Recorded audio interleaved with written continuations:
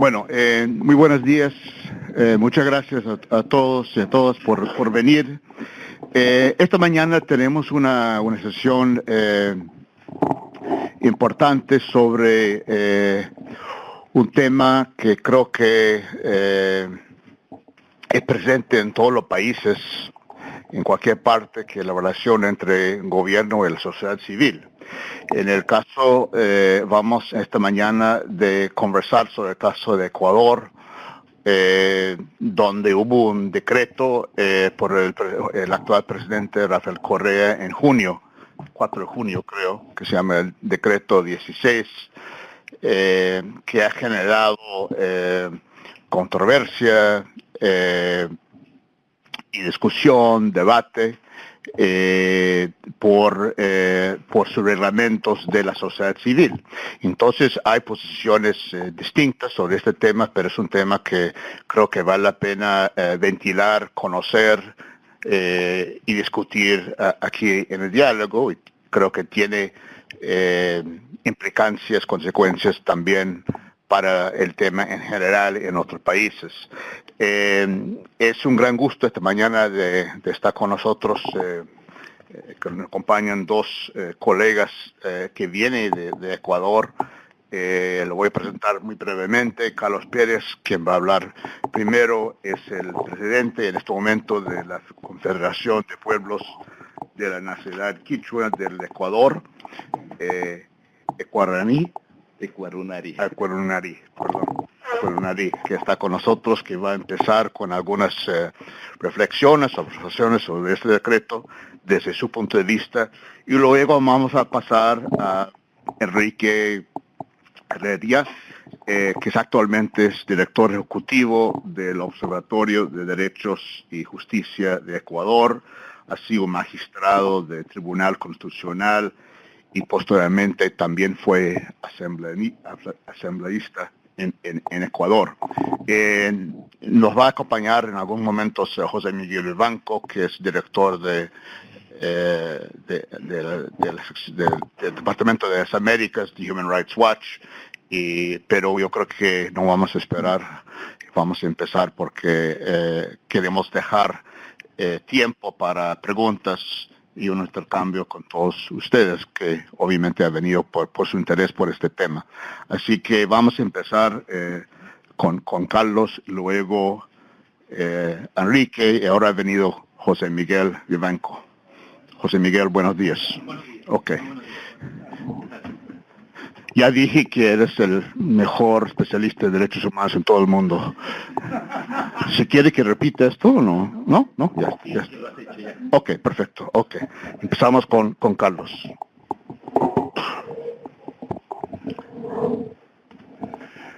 Buenos días a todas y todos. Quisiera expresar mi reconocimiento por estar presente acá, por tener un vivo interés de lo que pasa en un rinconcito de nuestro continente, y gracias a Fundamedios, que nos ha permitido también llegar hasta acá. Si bien nos ha tocado compartirles a ustedes de lo que está pasando con respecto a un decreto ejecutivo dictado por el presidente de la República, yo sí quisiera abrir un poco más el abanico y pensar de que esto no es una situación aislada, sino que se enmarca dentro de un proceso que ha sido progresivo y sistemático por parte del actual régimen, y que apunta por varios caminos hacia una consolidación de un autoritarismo, de una concentración del poder, y lo que al parecer desde nuestro punto de vista busca frenar todo conato o el mínimo conato de resistencia que puede venir desde la sociedad civil. Entonces, uno más de ellos es apenas el decreto 16, pero recordemos que en el Ecuador no hay una independencia de los poderes. La Asamblea Nacional está prácticamente, es obsecuente a la función ejecutiva o al poder ejecutivo. La justicia está absolutamente controlada por el régimen. El Consejo Nacional Electoral está totalmente dirigida y controlada por sus ex funcionarios de gobierno. La Corte Constitucional, que es la instancia que tanta expectativa se puso y apostamos en el Ecuador como que iba a ser la garante del cumplimiento de los derechos humanos, similar quizás a la de España, emulando a España, a Colombia, pero igual no hay una sola sentencia, resolución o fallo que pueda ser absolutamente independiente del Ejecutivo. Y así podemos ir enumerando todas las instancias, Fiscalía, Contraloría, todas las instancias que están completamente casi al servicio del Ejecutivo. Y no contento con esto, hoy está diseñándose, o prácticamente no solamente diseñándose, sino acaba de aprobarse un nuevo Código Orgánico Integral Penal que tiene una corriente, más bien que no se ajusta a las corrientes modernas, sino por el contrario resucita corrientes que han sido cuestionadas en el pasado, lideradas por Günther Jacobs, que es la tesis del derecho penal del enemigo. No verle al prójimo como una promesa, sino verle al prójimo como un potencial enemigo, y que hay que tomar precauciones y bueno, desde nuestro parecer, mientras las corrientes de Klaus Roxin, de Zaffaroni en América, vienen ajustados a una realidad dinámica en donde ojalá se procure tener menos criminalización, por el contrario en el Ecuador viene un endurecimiento de penas, una acumulación de penas, una tipificación de nuevas conductas delictivas, y eso sí nos preocupa mucho.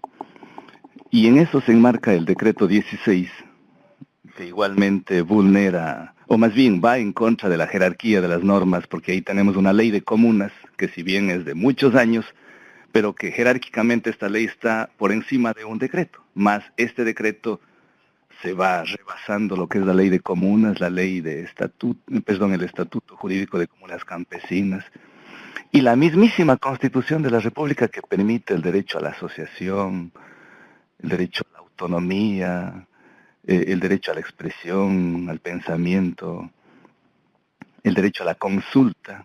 Este decreto, a pesar de que es regulada para organizaciones sociales, pero también para comunidades indígenas, sin embargo, y hay una disposición constitucional que es imperativa para cuando se debe dictar normas que vayan a afectar a comunidades indígenas, tiene que consultarse previamente a las comunidades para recibir su criterio.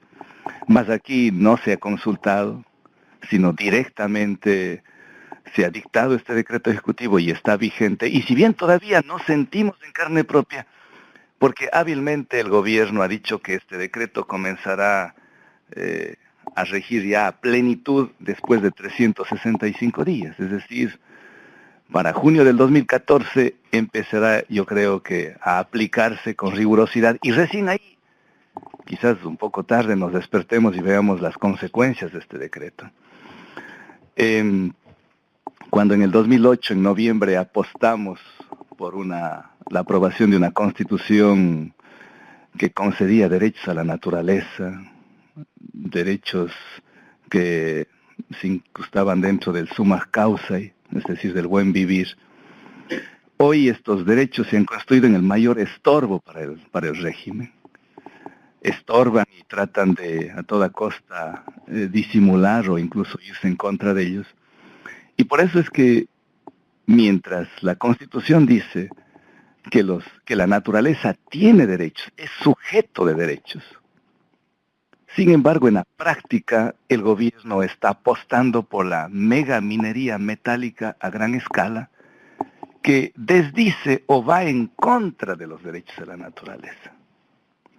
Y lo ha ingresado con toda fuerza. El gobierno se ha construido el mayor protagonista o propagandista del extractivismo. Pero es apenas una arista, cuando últimamente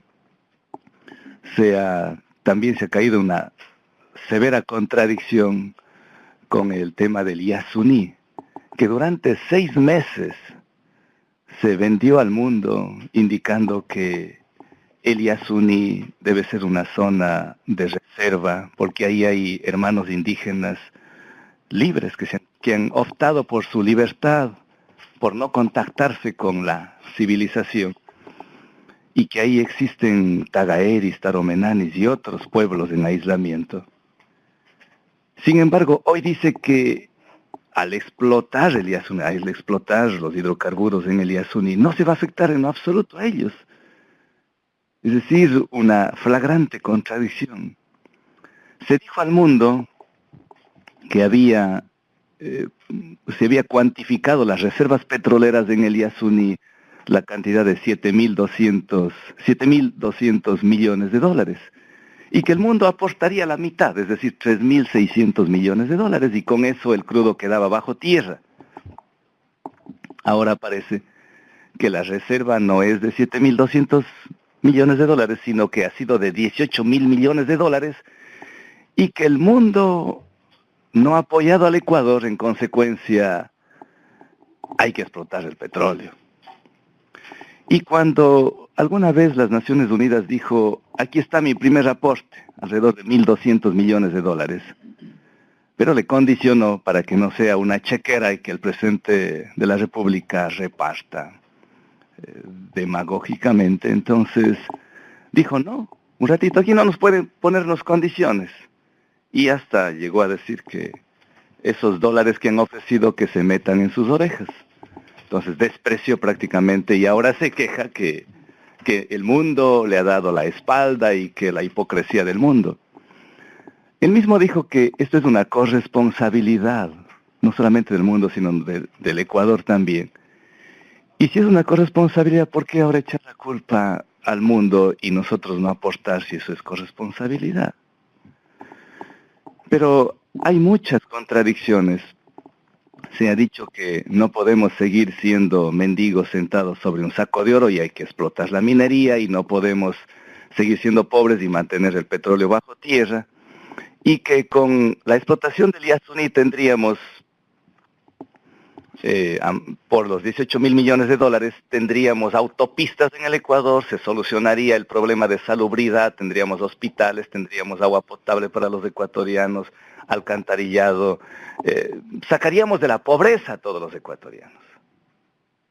La pregunta es, en estos 6 últimos años, por ingresos petroleros, el Ecuador ha percibido un poco más de 65.000 millones de dólares.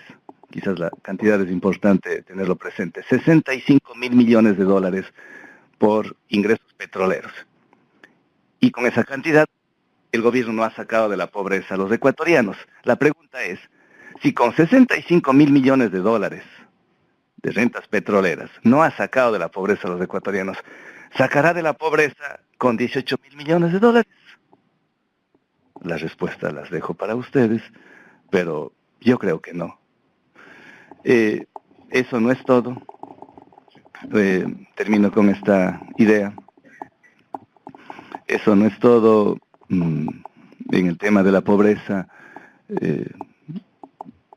hoy existe un bono de la pobreza con el que les ha embriagado, les ha hipnotizado a muchos ecuatorianos, que hay que ser objetivos en eso. Apoyan al presidente Correa, al gobierno nacional, pero es una cifra importante también tenerlo presente. El bono de la pobreza se inició en el año 2000 y se creó de una manera emergente para decirle que hay que sacarles de la pobreza a 300.000 personas en el Ecuador. 300.000 personas.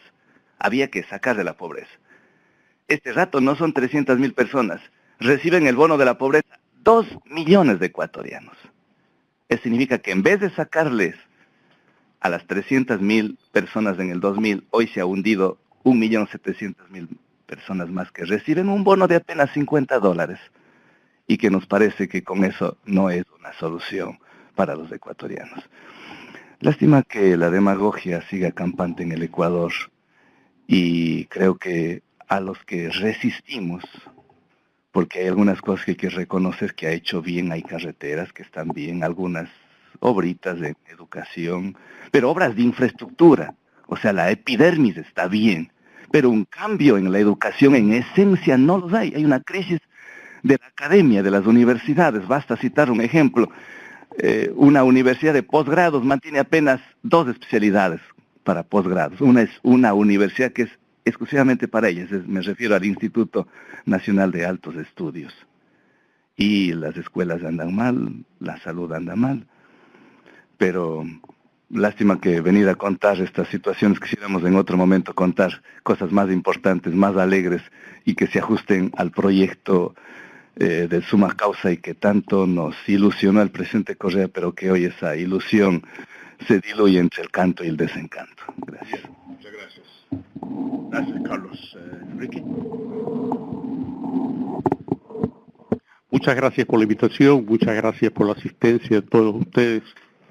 Voy a intentar hacer una síntesis respecto de lo que vive el Ecuador. La primera constitución ecuatoriana se expidió en el año de 1830. A partir de ahí hasta la constitución del 2008, en el gobierno del presidente Rafael Correa, hemos tenido aproximadamente 20 constituciones.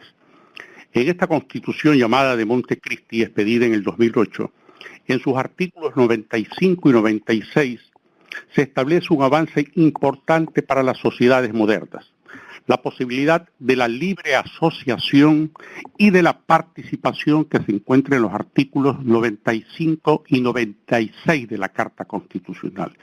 Eso faculta para que los ecuatorianos, sin ninguna distinción, podamos asociarnos y no solamente reunirnos, sino participar en el control del poder público, que es lo importante, para que haya la debida rendición de cuentas por parte de quienes son los representantes del pueblo ecuatoriano. Bajo esa consideración, las asociaciones comunales, las asociaciones indígenas ecuatorianas, los grupos gremiales, los sindicatos, los grupos estudiantiles empezaron a agruparse para ejercer precisamente el derecho de control del poder público.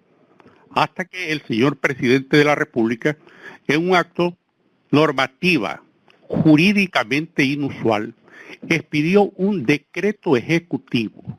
Estamos hablando que dentro de la jerarquía normativa, como ustedes entienden, tiene prevalencia la Constitución en todas partes del mundo, y luego de eso vienen las leyes, reglamentos, ordenanzas, acuerdos, etc. Por lo tanto, ese decreto ejecutivo número 16 del presidente de la República, por disposición constitucional ecuatoriana y también por las disposiciones de la Convención Americana de Derechos Humanos, que en su artículo 16 establece el derecho y la libertad de asociarse libremente y poder participar en el control del Estado, no podía contravenir la norma constitucional de los artículos 95 y 96 de la Carta Magna Ecuatoriana. A pesar de eso, encontramos en ese decreto ejecutivo 3 nudos críticos. El primero, todos contravienen los estándares internacionales, la Convención Americana de Derechos Humanos, los fallos de la Corte Interamericana de Derechos Humanos y, reitero, también la propia Constitución del Ecuador. El primero es una exigencia de requisitos excesivos, exagerados, engorrosos, que en la práctica impiden la libertad de asociación de los ecuatorianos. Tenemos que estar sometidos a una serie de rigores reglamentarios que hacen casi imposible poder formular cualquier tipo de organización. Que, por cierto, no solamente estamos hablando de organizaciones como la Ecuarunari, la CONAIE o gremios, sino cualquier organización de la sociedad civil, incluso pasando por las propias organizaciones barriales, las propias organizaciones deportivas. Todas tienen que registrarse bajo estos rigurosos requisitos en los organismos del Estado. Segundo nudo crítico, la libertad de asociación. La propia Constitución ecuatoriana establece el derecho a la libertad de asociación. Aquello significa que nos podemos reunir los que tenemos intereses coincidentes. A nadie se puede imponer aceptar en su asociación, en su organización, a quien creen que no resulta conveniente o que no se ajusta a las aspiraciones que tiene ese grupo social. Aquí hay una disposición que la consideramos nosotros en el Ecuador un verdadero caballo de Troya. Una disposición por la cual cualquier organización ecuatoriana no puede impedir, es decir, debe permitir el libre ingreso de cualquier persona o grupos de personas a esa organización. Imaginémonos solamente para poner un ejemplo. Una organización ecuatoriana que está encargada de velar por el derecho de los periodistas, de los medios de comunicación, como es Fundamedios. Con pocos integrantes, a pesar de eso hace una encomiable labor en defensa de estas libertades fundamentales en el Ecuador, puede ser penetrada por algún grupo afín al gobierno nacional, en que por grupo, por lo numerosos que son, van a poder cooptar la organización y la van a dirigir hacia los intereses que conviene políticamente. Otra consideración grave en este decreto 16 del presidente de la República: la facultad discrecional para la disolución de cualquiera de estas organizaciones. Los requisitos son laxos. Todos conocemos que la Convención Americana, los fallos de la Corte Interamericana de Derechos Humanos y la propia jurisprudencia ecuatoriana determinan que las disposiciones legales y reglamentarias tienen que ser muy bien definidas. No se pueden prestar a ambigüedades que constituyen una forma de discrecional interpretación por parte de las autoridades. Bueno, aquí todas estas disposiciones que hacen relación a la facultad que tiene el Estado para disolver las asociaciones libres del Ecuador son amplísimas, son laxas y no se ajustan a los parámetros internacionales. Y si nosotros le adicionamos a eso una cosa muy grave, está a punto de expedirse y de ponerse en vigencia en el Ecuador un nuevo Código Penal. Se llama Código Penal Integral. Codifica el Código Penal, que es la parte sustantiva, el Código de Procedimiento y un llamado Código de Ejecución de Penas. Bueno, en la parte sustantiva se criminaliza todo tipo de actividades. Hace 200 años, lo que son abogados lo conocen perfectamente, César Beccaria fue el que escribió la tesis de la intervención penal mínima por parte del Estado. Aquello no significa que las penas deben ser mínimas. Se considera incluso la severidad en algunas de las penas. La intervención penal mínima del Estado no significa otra cosa, que el Estado no puede pasar a criminalizar conductas que resultan cotidianas. No puede haber por parte de un Estado esta expansión de la frontera punitiva, en la cual se criminalizan ya casi todos los actos. Solamente para ponerle dos ligeros ejemplos a los que se refería Carlos hace un momento. El llamado bono de la pobreza que se entrega a cerca de 2 millones de ecuatorianos, Carlos. $50 mensuales. Bueno, hay una disposición en el nuevo proyecto de Código Penal por el cual las personas que reciban subsidios del Estado, este es un subsidio, que no se ajuste a las verdaderas condiciones económicas de ellos, estamos viendo que de alguna forma ocultan que tienen algún ingreso particular, me puedo referir a los trabajadores autónomos, son criminalizados con 3 años de prisión. Y para que ustedes tengan conciencia para contrastar lo que ocurre en el Ecuador con este proyecto de Código Penal, se criminaliza la mendicidad. Las personas que de una u otra manera, y les voy a referir exactamente porque lo tengo a mano por lo inédito que resulta, el artículo 108 del nuevo Código Penal ecuatoriano dice exactamente lo siguiente: la persona que facilite, colabore, promueva o se beneficie de someter a mendicidad a otras personas será sancionada con pena privativa, fíjense ustedes de cuánto, de 10 a 13 años. Ustedes conocen perfectamente que sí es cierto que en toda América hispana y en los países pobres del mundo entero hay familias que por no tener ningún ingreso envían a sus hijos o a sus sobrinos, a los parientes, incluso a los ancianos indigentes, a las calles para pedir dinero. La mendicidad que conmueve a todos los ciudadanos del mundo. Bueno, no lo hacen ellos porque tienen un ingreso muy significativo bajo esta actividad. Lo hacen porque son indigentes, son los sectores más preteridos de la sociedad.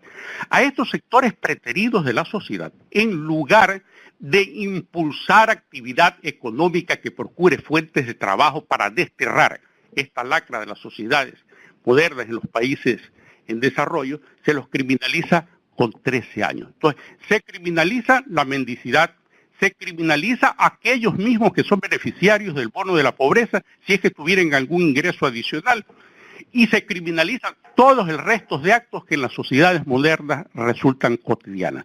Esa es, señor Shifter y público presente, es la realidad lamentable, lacerante del Ecuador. Un gobierno que ha podido cooptar todas las instituciones públicas. No existe división del poder del Estado.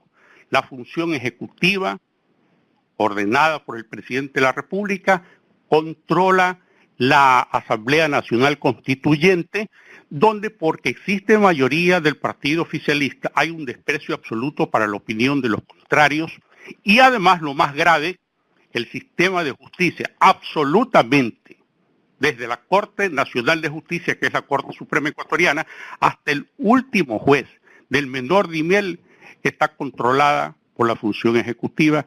Esa es la lamentable situación de, entre comillas, la democracia ecuatoriana. Muchas gracias. Gracias, Enrique. José Miguel, ¿quiere? Muchas gracias, presidente Shifter. Bueno, yo quisiera brevemente hacer algunos comentarios sobre la situación de Ecuador. Creo que nosotros hemos podido concluir que los retrocesos más graves que se han producido en América Latina en los últimos años, en materia de libertad de asociación, libertad de expresión, se han producido efectivamente en Ecuador. Las tendencias definitivamente autoritarias del actual gobierno son evidentes. Y no solo se trata de un gobierno que restringe espacios para el ejercicio de las libertades públicas al interior, sino trata también de exportar ese tipo de, esa visión, esas prácticas, intentando por todos los medios recortarle facultades a la Relatoría para la Libertad de Expresión y combatiendo a la Comisión Interamericana de Derechos Humanos como una entidad que no puede, no debe supervisar o fiscalizar las condiciones internas en materia de derechos humanos en Ecuador. Las restricciones en materia de libertad de expresión yo diría que son todavía más extremas a las que existen en Venezuela. La última ley, la recientemente aprobada ley de comunicaciones, no solo comprende a los medios audiovisuales, sino también a la prensa escrita. Y las limitaciones que existen son verdaderamente draconianas, como por ejemplo penalizar lo que llaman el linchamiento mediático, que es simplemente el que los medios sostengan una noticia por más de algún tiempo y que pueda dañar o afectar el prestigio de algún funcionario público. Eso se llama linchamiento mediático y está penado con sanciones civiles y penales. Si el señor Snowden hiciera las revelaciones que ha hecho, pero en respecto de material o de información secreta del gobierno ecuatoriano, no solo Snowden sería objeto de procesamiento, sino también el medio y los periodistas. Está penado, está sancionado penal y civilmente el dar a conocer información que revele secretos de Estado. Hay un congresista cuyo nombre es Clever Jiménez. Es un congresista que hoy día fue condenado a pagarle $140,000 al bolsillo del presidente Correa. Directamente eso. Arrodillarse y pedirle disculpas y al mismo tiempo cumplir una prisión de 18 meses. Esas son las penas que le han caído a este congresista. ¿Por qué? Su delito fue solicitar una investigación penal respecto de los hechos que se produjeron con el levantamiento de los policías, que el presidente Correa califica como un golpe de Estado. El congresista solicitó una investigación penal. Los tribunales cuya independencia realmente no los caracteriza a los tribunales ecuatorianos, determinaron que el congresista había actuado por fuera de sus fueros. Entonces no tenía protección parlamentaria, no tenía fuero, y por lo tanto podía ser objeto de procesamiento. No solo la denuncia penal interpuesta por Clebre Jiménez fue rechazada, sino al mismo tiempo el presidente se permitió querellarse contra él por injurias y calumnias, y por eso ha resultado entonces condenado a pagarle al presidente $140.000 y cumplir una pena de 18 meses. Esa es la realidad de Ecuador. No quiero extenderme más sobre las restricciones en materia de libertad de expresión, porque son numerosas y son realmente quizás las más graves, los más graves retrocesos que se han producido en América Latina. En cuanto a lo que nos reúne hoy, que ya ha sido comentado tanto por Carlos como Enrique, yo quisiera darles algunos ejemplos de lo que significa el actual decreto dictado por Correa el 4 de junio de este año, y que restringe el ejercicio del derecho a asociación. A partir de ahora, los funcionarios gubernamentales, funcionarios públicos, por ejemplo, son los que examinan la documentación y pueden otorgar o negar la personalidad o la personería jurídica de una institución. Si uno se quiere constituir como una asociación no gubernamental de cualquier naturaleza, la actividad que uno pretende desarrollar debe ser autorizada, esa actividad, por un funcionario gubernamental, lo cual es una contradicción absoluta respecto a lo que significa actuar de una manera no gubernamental. Asimismo, deben aportar al gobierno información sobre proyectos que reciban financiamiento internacional y obtener autorizaciones para reformar sus estatutos. El decreto limita la posibilidad de las organizaciones de elegir a quienes puedan ser miembros o participar en ellas, y atenta así contra su derecho a la libertad de asociación. Les voy a dar un ejemplo. El decreto impone a las organizaciones ecuatorianas la obligación de respetar, comillas, el derecho de quienes por, comillas, residir en una determinada jurisdicción o poseer una determinada calidad laboral, institucional, gremial, ocupacional o profesional específicas relacionadas directamente con el objeto o la naturaleza y los fines de la organización, tienen el interés legítimo de participar en ellas. Las organizaciones con determinada cobertura territorial o aquellas que sean únicas en su territorio no podrán negar el ingreso a las personas que tengan un interés legítimo en participar. Yo quiero mañana crear una organización dirigida, por ejemplo, a cuestiones de medio ambiente, y elijo a aquellas personas que me parecen que tienen una expertise en materia de medio ambiente. Elegimos una directiva, nos vamos ante las autoridades oficiales. Las autoridades oficiales me tienen que autorizar a mí, específicamente aquellas que desarrollan actividades en ese ámbito, y si hubiera personas que estén interesadas en incorporarse a mi organización, lo pueden hacer. Y yo no puedo negar el derecho a que ellos participen en mi organización, a pesar de que puedan tener una visión absolutamente distinta de los fines, de los objetivos que yo persigo con mi organización, que promueve derechos de refugiados, derechos de mujeres, derechos de los niños. Sin ir más lejos, les voy a dar un ejemplo. Yo creo que en materia de aborto, Ecuador debe tener la legislación probablemente más retrógrada de América Latina. Está permitido el aborto en dos circunstancias: terapéutico o, en el caso de la violación, cuando la mujer sea idiota o demente, así dice el código, idiota o demente. Si la mujer no es idiota, no es demente, pero ha sido objeto de un aborto, perdón, de una violación, no puede abortar. Esa discusión se está dando hoy día en la reforma al Código Penal. Y el presidente Correa ha dicho de que si los congresistas están dispuestos a modificar eso, simplemente permitiéndole a una mujer que ha sido objeto de una violación sexual, pero no es idiota ni es demente, a solicitar un aborto ante la legal, él veta el proyecto. Incluso llegó más lejos a sostener de que estaría dispuesto hasta a renunciar si su partido lo traiciona y avanza en esa medida. Ese es el nivel, digamos, de reacción. Eso creo que es un ejemplo muy revelador de lo retrógrado que con los criterios retrógrados que se gobierna hoy día Ecuador por parte del actual gobierno. Y esos son los criterios que mañana, por ejemplo, si una organización quiere promover derechos reproductivos de la mujer o derechos de la población gay en Ecuador, tendrán que entonces ajustarse a los criterios que establece el gobierno. Quiero terminar para decirles que si te conceden la personalidad jurídica, también te la pueden quitar, porque el gobierno se reserva el derecho a fiscalizar si la organización se está desviando o no de los fines o objetivos para los cuales fue constituida, o cuando participa en actividades que afecten la paz pública. Yo no sé quién puede definirnos aquí lo que significa la paz pública. Si una organización puede afectar la paz pública de acuerdo a lo que es lo que determina un funcionario de gobierno, esa organización puede ser disuelta. Estos mismos requisitos existen también para organizaciones de tipo internacional. Yo creo que lo que ha ocurrido en Ecuador en materia de sociedad civil se ajusta perfectamente a los criterios que también existen en Rusia, que son muy similares, a los criterios que existen en Bahrein y en Venezuela. Gracias. Esta es la señal de... Se me acabó el... Sí. Gracias por su participación. Bueno, muchas gracias, José Miguel. Tu español es excelente, ¿eh? Te felicito. Bueno, yo creo que tenemos como 20 minutos y después de Carlos Enrique y José Miguel, creo que hay muchos elementos y temas sobre la mesa y si puede... Ese creo que era mi reloj despertador. ¿Sí? Sí. Ok. Ahí está. Lo apagué en el avión y se encendió. Sí, eso pasa siempre en diálogo, no sé por qué, muy raro.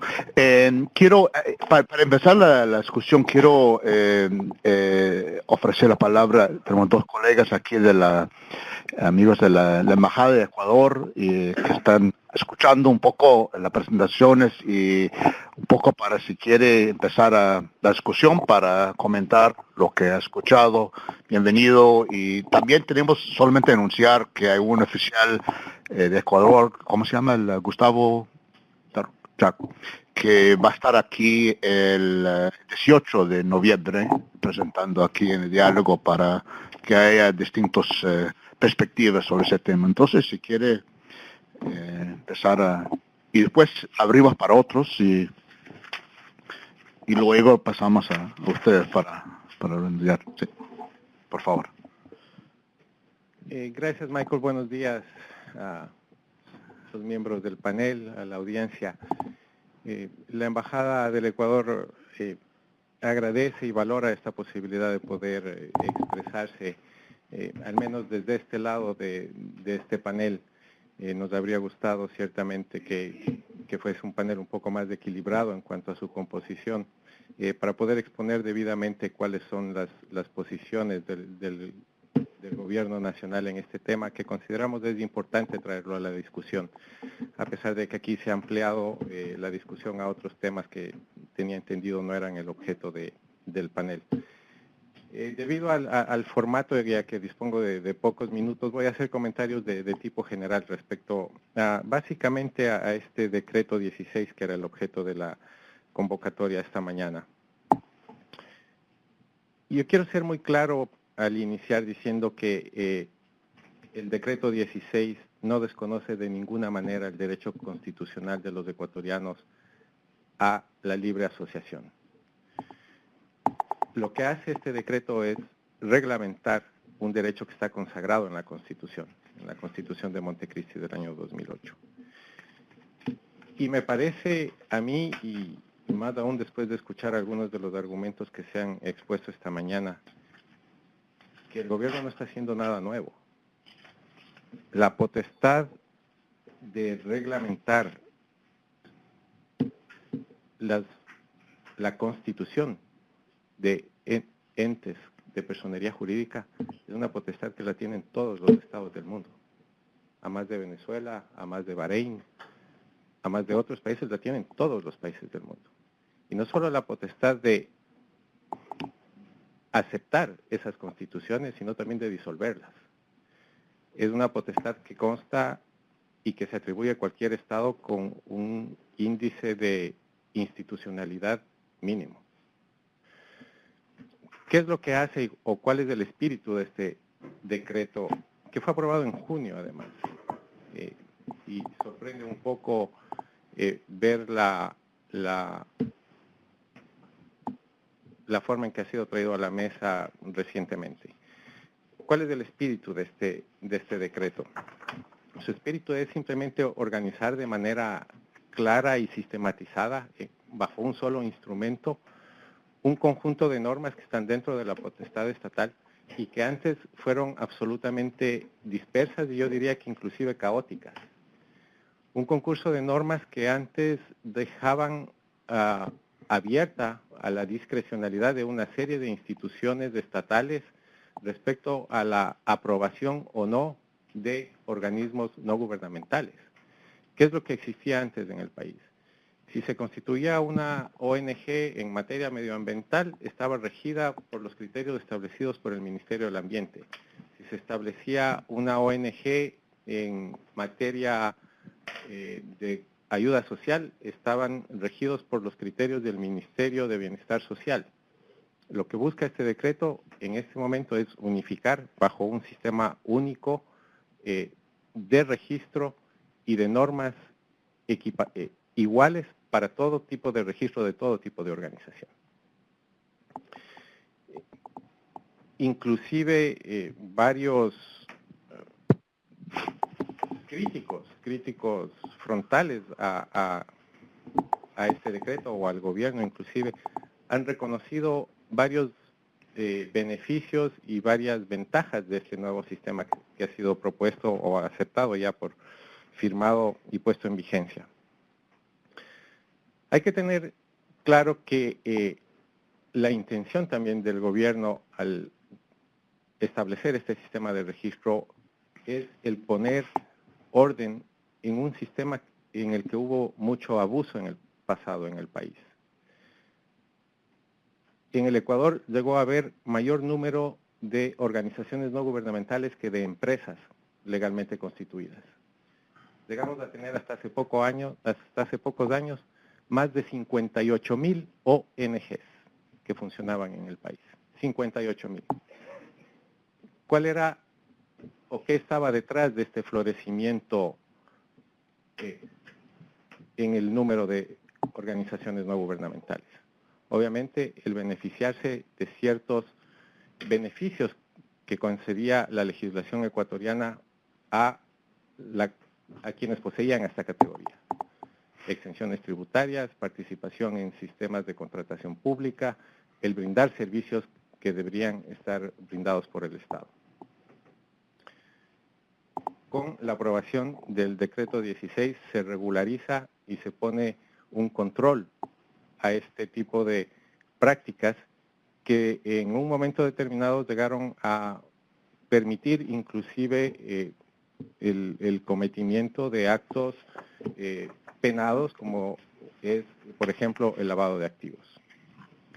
Eso es otro de los factores que quisiera destacar.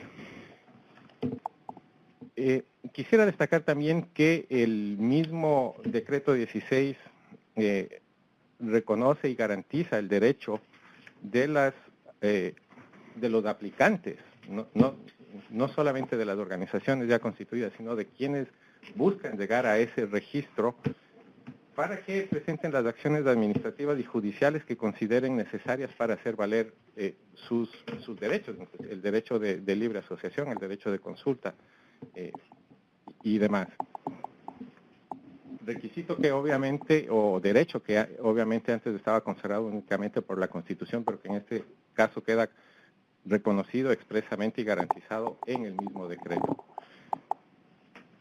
Se han mencionado aquí en esta mañana algunos aspectos puntuales. Y no sé cómo vamos a tener que terminar porque dejar otros para participar. Creo que, como dije al iniciar, Michael, son simplemente criterios generales. Nos gustaría en otro momento poder ahondar más en la discusión. Con mucho gusto. No es el tema, como bien ha señalado, la presencia de Gustavo Yal, que en pocas semanas de aquí tiene también otro concepto, pero si es necesario podríamos ampliar en la discusión en este tema en otro momento. Muy bien, excelente. Muchas gracias. Gracias. Otro comentario, sí. Tenemos poco tiempo, pero si puede ser breve y presentarse. Muchas gracias. César Ricaurte, director ejecutivo de Funamedios Ecuador. Y quería hacer unos comentarios sobre lo que acaba de decir el señor de la Embajada del Ecuador. En primer lugar, se ha presentado a las ONGs en el Ecuador como una especie de grupos irregulares que estaban actuando casi al margen de la ley, lo cual no es cierto. En el Ecuador siempre ha existido regulaciones sobre las ONGs. Existía el Código Civil que regulaba a las ONGs, ¿no es cierto? Esto ha existido siempre. No es que hemos sido un grupo de bandidos que hemos estado desfalcando al Estado, ni tampoco lavando activos. Más bien, los 58.000 organizaciones, ¿no es cierto?, de la sociedad civil, significa un enorme capital social. O sea, más bien habría que reconocer que en el Ecuador ha existido ese enorme capital social que ha aportado al desarrollo del país.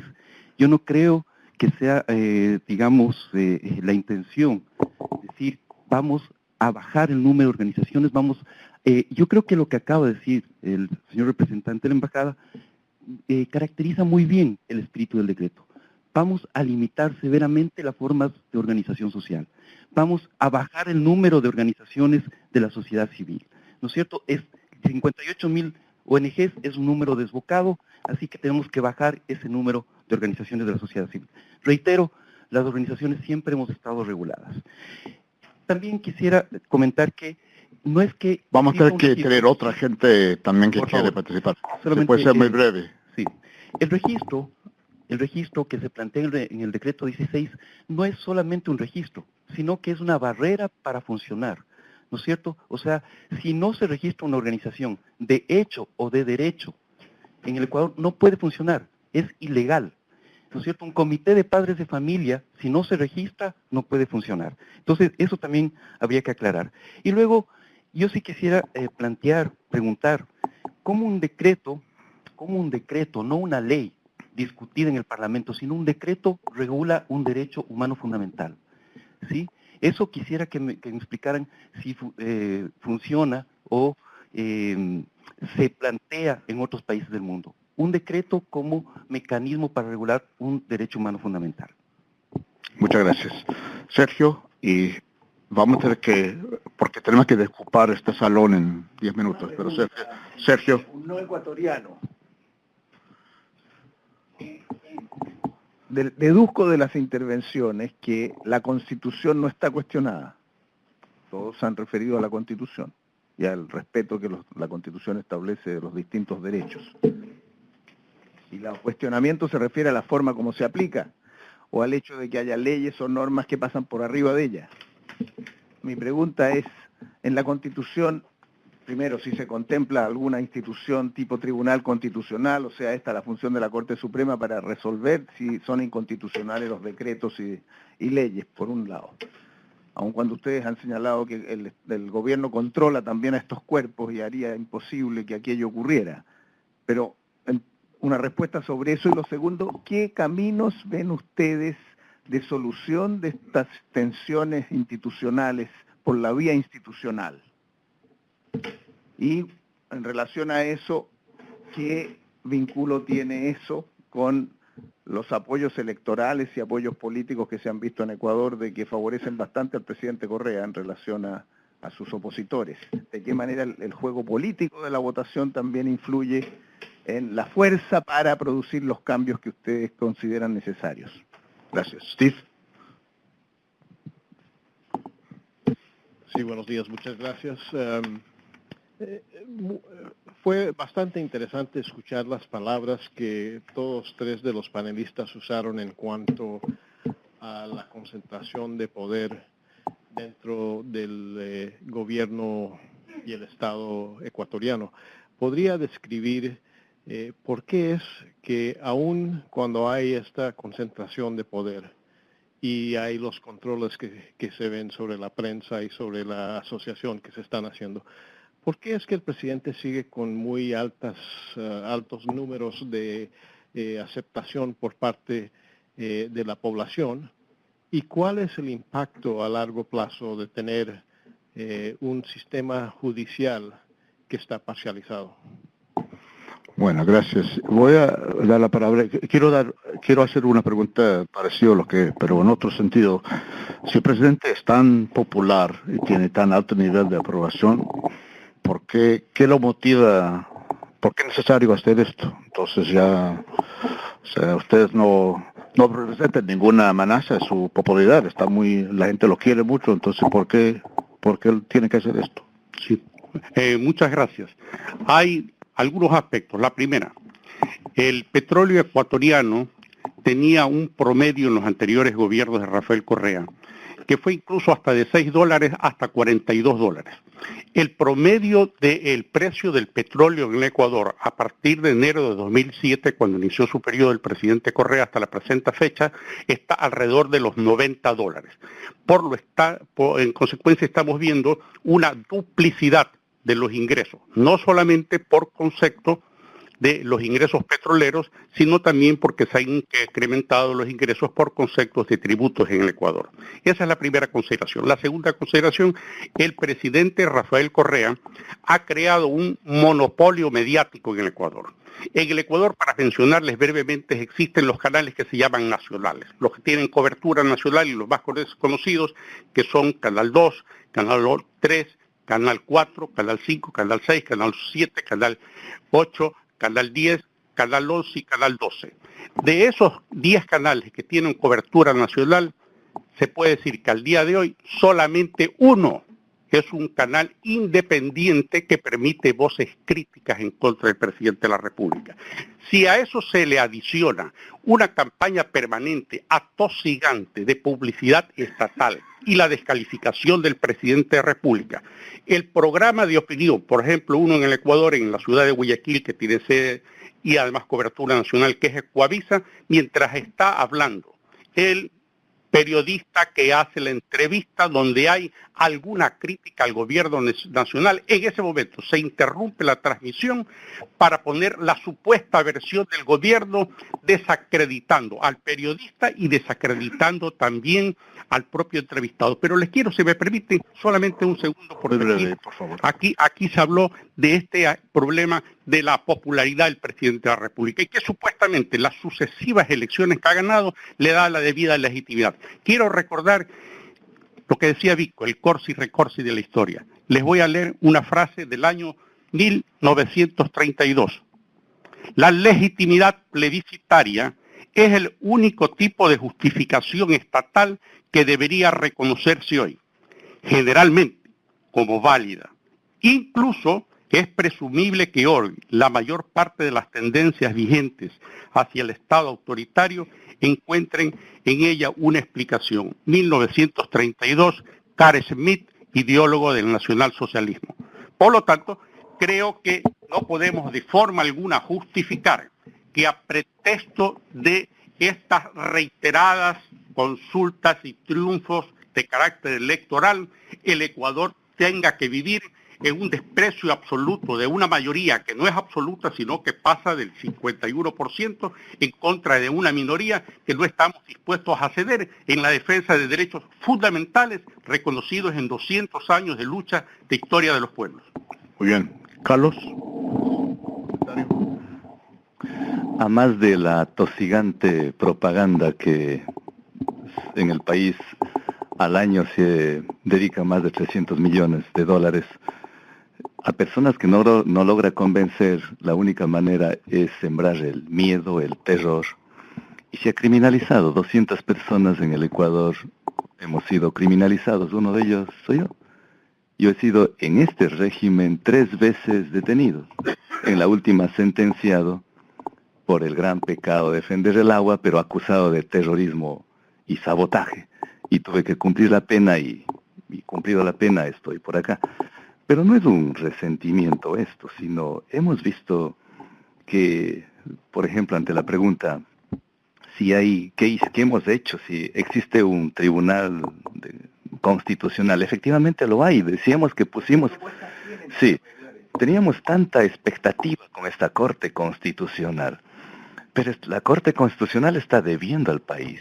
Nosotros hemos presentado demandas de inconstitucionalidad, demandas de cumplimiento, de incumplimientos, y están durmiendo en el sueño de los justos. Van 3, 4 años, y justicia que se dilata deja de ser justicia. Entonces, por eso que no obstante hay que agotar las instancias nacionales para luego ir hacia las internacionales.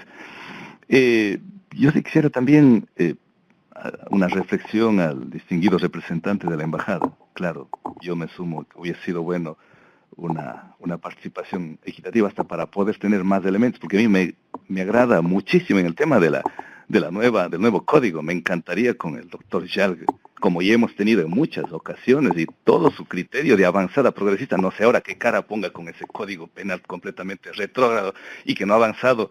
En el caso del aborto dejan intacto, o sea, una legislación de 1938, o sea, no ha avanzado en absoluto, es decir, seguimos retrocedidos un siglo. Pero concluyo, el artículo 1 de la Constitución nos dice que somos un Estado constitucional de derechos y de justicia, un Estado plurinacional. Y en el Ecuador hay 14 nacionalidades. Una de esas nacionalidades es la que represento, la nacionalidad quichua del Ecuador. Y si ahora ustedes pretenden, o el gobierno, regular, normar, reglamentar a través de este decreto y obligarnos a inscribir a las comunidades, a las comunas, a los pueblos y nacionalidades indígenas, es decir, como que se reedita la historia. Antes de que Occidente, antes de que Europa nos descubra a nosotros que vivíamos en las tierras de la Vía Yala, o sea, otra vez obligarnos a registrarnos. ¿O es que nosotros, antes de que nos descubran, nosotros no teníamos ley? Sí, no teníamos ley, pero teníamos principios. No teníamos gobernantes, pero teníamos autoridades. Es decir, estamos diciendo que estas comunidades vivían casi en el desorden y ahora van a poner el orden. ¿Qué es el orden? Solamente habría que ver dejarle con esa pregunta, ¿qué es el orden para el gobierno? Muchas gracias. José Miguel, 2 minutos para terminar. Muy bien, muy bien. De acuerdo a esta legislación sobre asociaciones, las organizaciones internacionales como Human Rights Watch tendrán entonces que solicitar, si quieren trabajar en Ecuador, a la Secretaría Técnica de Cooperación Internacional que nos autorice a trabajar. Y el gobierno consultará a las embajadas, esto estoy leyendo literalmente lo que dice la norma, el gobierno consultará a las embajadas y consulados ecuatorianos en los países donde realiza actividades la organización internacional para obtener información sobre, comillas, su legalidad, solvencia y seriedad, cierre de comillas. Yo creo que nosotros no tenemos chance de trabajar en Ecuador, porque yo creo que no pasamos el test de seriedad, de solvencia y de legalidad. Ya van 2 oportunidades a propósito de lo que decía el funcionario del gobierno que nos acompaña sobre el lavado de activos. Inmediatamente me recordó que en 2 oportunidades el presidente Correa se ha referido a Human Rights Watch y el cartel de Sinaloa, ¿no? Lo dijo en España hace poco. Dijo, ¿ustedes saben quién financia Human Rights Watch? ¿Las Hermanitas de la Caridad o el cartel de Sinaloa? ¿No? Lo volvió a repetir hace una semana. Si somos financiados por el cartel de Sinaloa, lo cual me parece que se ajusta un poquito a lo que usted insinuaba sobre aquellas organizaciones que se dedican al lavado de activos, yo les voy a simplemente citar lo último que, esto me demoró 10 segundos, lo que dijo el presidente Correa hace 2 semanas sobre Human Rights Watch. En Ecuador, ¿quién sabe, estoy citando literalmente, quién sabe cómo se financia Human Rights Watch? Como dije alguna vez, ¿lo financian las Hermanitas de la Caridad o el cartel de Sinaloa? Y estas ONGs sin ninguna solvencia, fíjense ustedes que hay un concepto que dice que tenemos que cumplir con legalidad, solvencia y seriedad, ya el presidente dijo que no había ninguna solvencia, sin ninguna legitimidad, son las que nos quieren dar cátedra de moral, de buenas costumbres, nos quieren imponer las políticas públicas. Ya basta. Y fíjense la grosera mentira, esto ya es corrupción, nos acusa de corrupción, y profunda, dice, que utiliza este señor José Miguel Vivanco para defender nada menos que a Clever Jiménez, el congresista al que me refería, que está condenado a pagarle al bolsillo el presidente Correa $140,000. Ustedes me dirán, ¿de quién es la corrupción? Dice que yo estoy persiguiendo judicialmente a los que me critican. Clever Jiménez presentó una denuncia falsa. Eso dice el presidente. Y sigue con sus diatribas. Esto lo hace casi todos los sábados.